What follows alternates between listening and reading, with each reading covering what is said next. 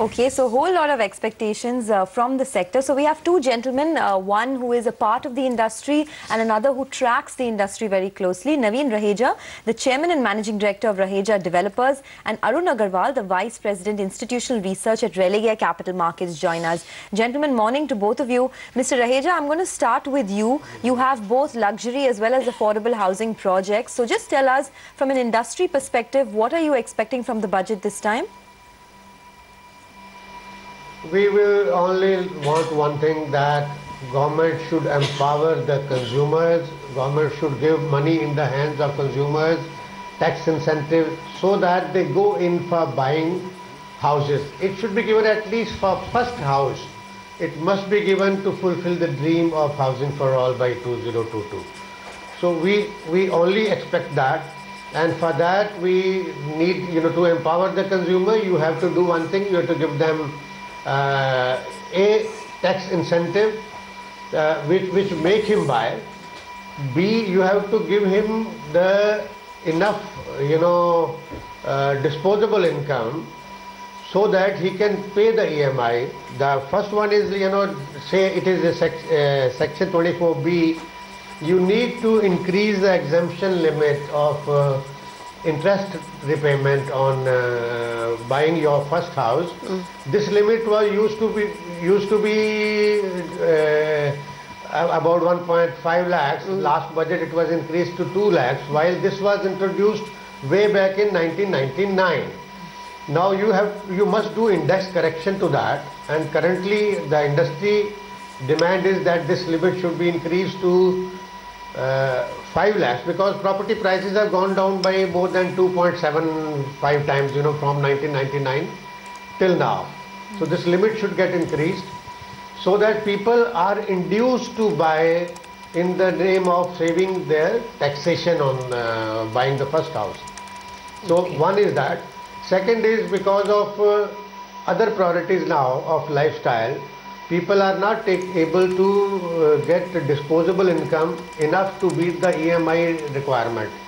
So to correct that and bring it within that bracket, what you need is that you need to bring down the interest rates from current 10.25% approximately average to maybe about 6 to 7%, so that the EMI equates with the rental payment and they can take out that much of... Mr. Raheja, come again. Come again, what was that math that you just spoke about?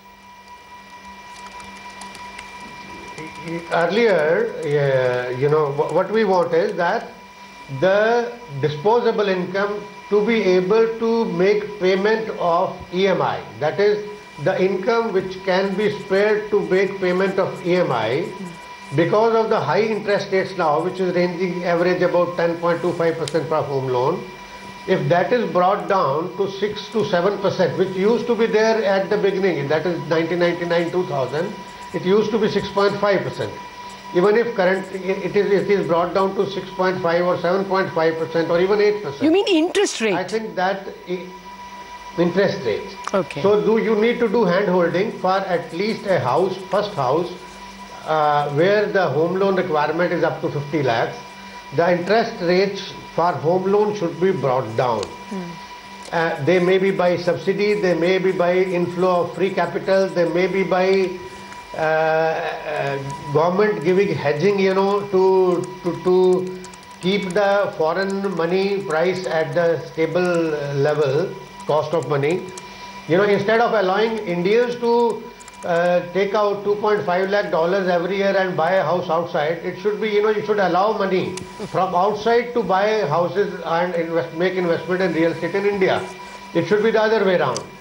So we expect the budget to address that issue also. Okay. Well, so, Mr. Raheja, just one follow-up. You have to empower, basically you have to empower the consumer. Sure. Just one follow-up. You said that the exemption limit on interest repayment, you expected to go up from 2 lakhs to 5 lakhs.